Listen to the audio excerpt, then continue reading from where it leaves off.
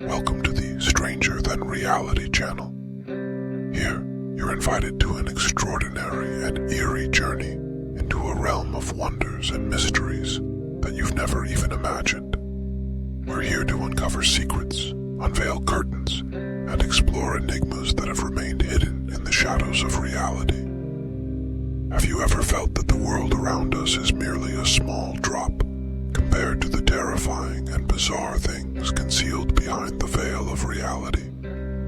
Join us as we delve into this dark and enigmatic world, searching for answers that might shatter all our preconceptions. Expect videos, articles, and stories of the eerie and the uncanny that will guide you into the depths of the unknown. Are you ready to join us and welcome a world filled with marvel and dread? If you're seeking an intriguing and spine-chilling experience that goes beyond the boundaries of reality, then Stranger Than Reality is waiting for you. Join us and embark on a journey into a dark and mysterious realm.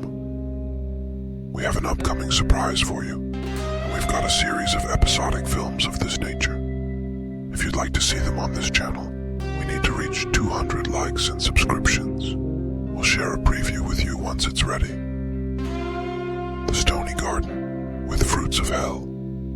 The tale of the creation of the Stony Garden is shrouded in mystery. No one knows exactly what happened in this peculiar garden, but legends abound with stories to tell. Where is this garden located? It belonged to an individual who is no longer among the living, their name now forgotten.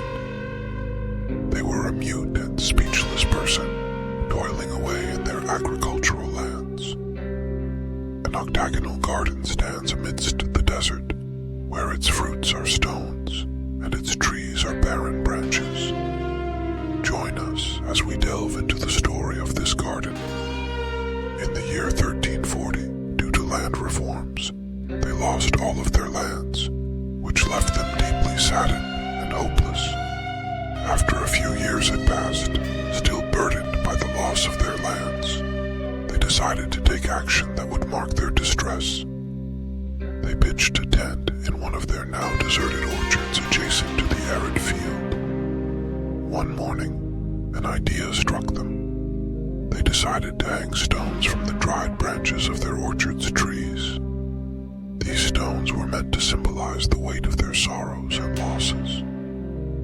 The garden gradually transformed into a surreal landscape of hanging stones, resembling grotesque fruits. Rumors spread about the eerie Stony Garden, where each stone carried a story of longing and despair. People came from distant lands to witness the enigmatic spectacle, to ponder the significance behind the hanging stones, and to contemplate the untold history that had turned a once prosperous garden into one eerie, haunting paradise.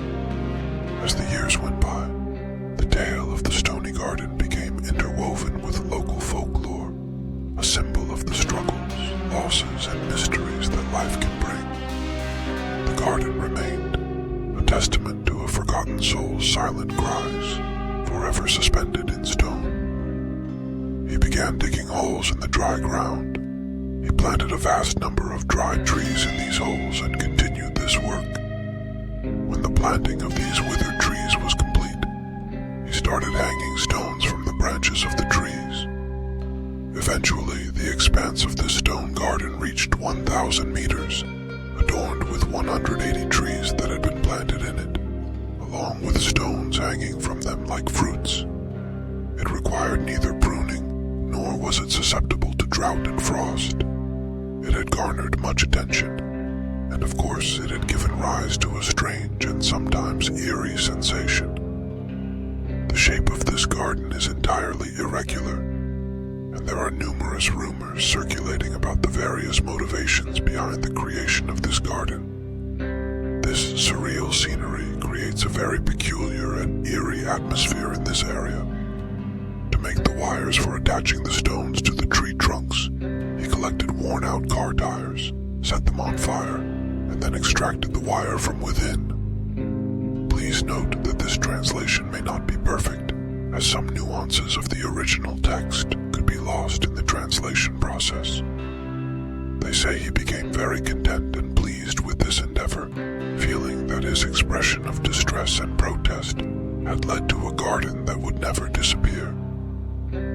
His family suggests that perhaps due to his inability to speak, this form of protest came to his mind. Apart from stones, he hung other items such as punctured tires, broken mirrors, springs, and anything that seemed fitting to him on the trees. However, the majority of the stone garden was composed of those stone fruits. An interesting point is that this dried-up garden led people to return to the village once again, revitalizing the village. Currently, the descendants and grandchildren of this artistic man reside in the village. Finally, on March 19th, 2000, at the age of 90, he passed away beside his trees and was buried there. This film has won the Silver Bear Award in Berlin.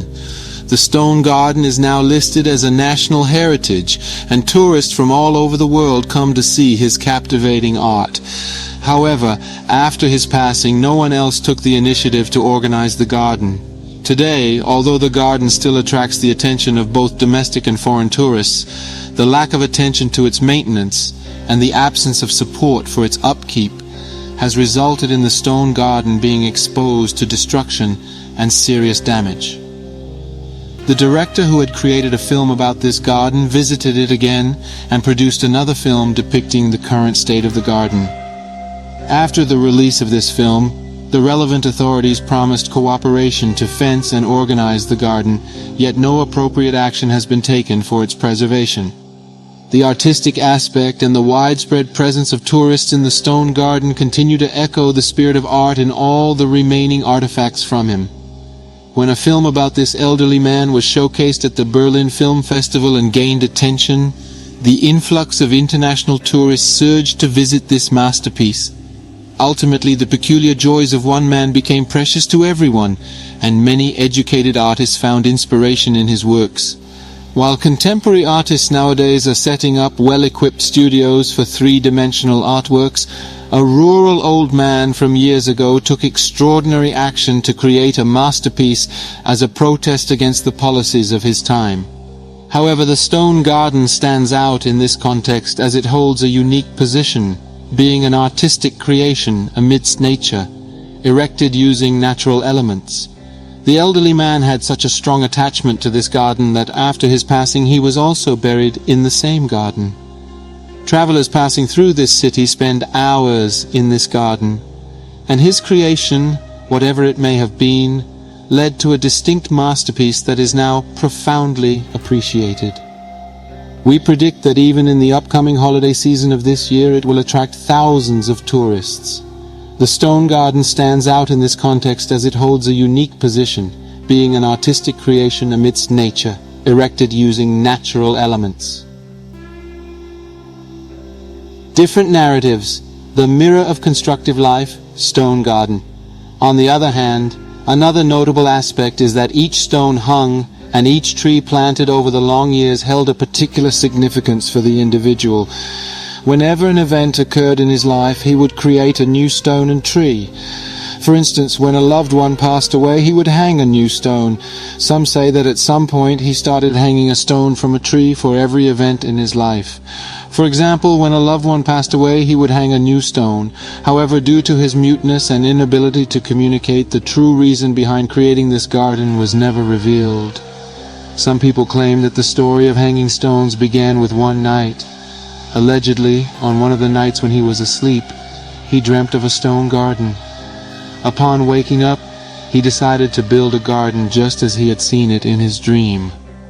Others believe that he descended into madness after a while and engaged in this activity simply because he no longer had rational thoughts. Note: these narratives are based on different interpretations of the story and may vary in accuracy or authenticity. Of course, among all the narratives and rumors that exist, the story of grief over losing his lands seems more plausible.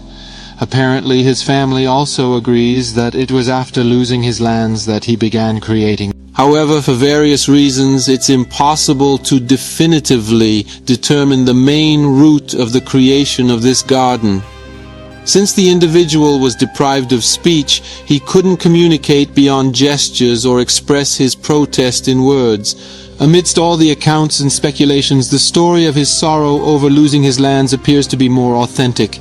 Supposedly, even his family acknowledges that after the loss of his lands, he set out to establish the Stone Garden, the mystery of perforated stones. Amidst all this speculation, a few curious aspects stand out. Firstly, all the stones that are connected to the trees have been expertly perforated, and it appears that the stones, which have holes, were collected by him from the surroundings, particularly from the nearby mountain.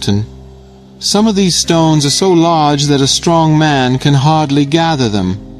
Secondly, after his passing, one of the trees fell, and it took several villagers from the neighboring area considerable effort to stand the tree upright and hang the stones again.